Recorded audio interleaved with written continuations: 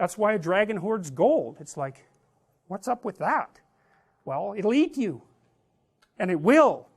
But it has gold. Well, so what do you do about that? Because it's paradoxical demands. Well, what you want to do is face the dragon and get the damn gold. That's what you want to do. Well, you have to be a paradoxical being even to do that. So, you know, in The Hobbit, for example, when, what's his name? Frodo, right? It's not, or it's Bilbo. It's Bilbo in The Hobbit.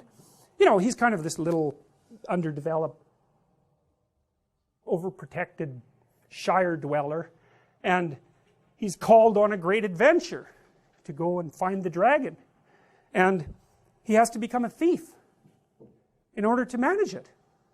Well, that's pretty weird, you know. It's like, well, it's because as a good citizen he's just not enough to conquer a dragon.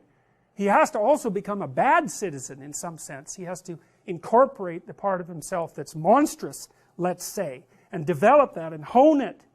And that's to say that, well, if you're harmless, you're not virtuous. You're just harmless. You're like a rabbit.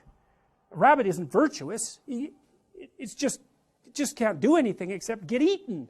It's not virtuous. If you're a monster and you don't act monstrously, then you're virtuous. But you also have to be a monster. Well, you see this all the time. Harry Potter's like that too. It's like he's flawed, he's hurt, he's got evil in him. He can talk to snakes, man. He breaks rules all the time. All the time. He's not obedient at all. But, you know, he has a good reason for breaking the rules. And if he couldn't break the rules, him and his little clique of rule-breaking, you know, troublemakers, if they didn't break the rules, they wouldn't attain the highest goal.